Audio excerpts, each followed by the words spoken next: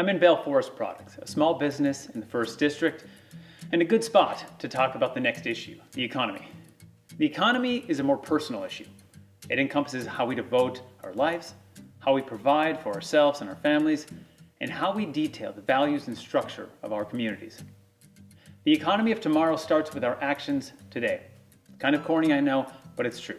To achieve our desired goals, we must figure out a path towards those goals. Right now, we're moving to an increasingly globalized economy. We have mega retailers, online leviathans, and the very real transition to automation of many jobs. Then factor in climate change and an environment under threat, and you have the playing field in which the economy is conducted. So what do? We redefine our economy to fit that playing field. Change is hard. It doesn't matter if it's moving to a new home, changing schools, starting a new job, or altering our actions in response to a situation. Transitioning from what we're used to something unfamiliar is difficult, but it can also be exciting if we embrace it. We have the opportunity to take the reins on the path to the future economy. We're not going to be able to control everything, and we shouldn't want to, but we can proceed with our eyes open instead of being blindsided by ignorance and resistance. The first thing we must do as we go down this path is acknowledge the changes that are occurring. We can't stop certain things from happening. What we can do is anticipate these changes. The next step is to redevelop our economies.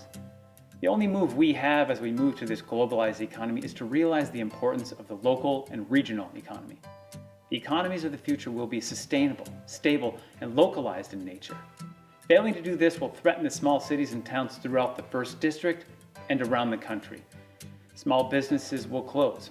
Our youth will continue to move outside the area where the jobs are. The population of our cities and towns will decrease. Our small schools will be forced to shut their doors, and the First District and others like it will change. To achieve these sustainable and stable local economies, we need diverse small businesses and policies to encourage and support them. It's dangerous and maybe ill-advised to rely on one employer or sector to support the economy of an area, which is why it's important to me to work with small businesses, local governments, downtown development authorities, chambers of commerce, and other economic development organizations to support and encourage diversity in our economy.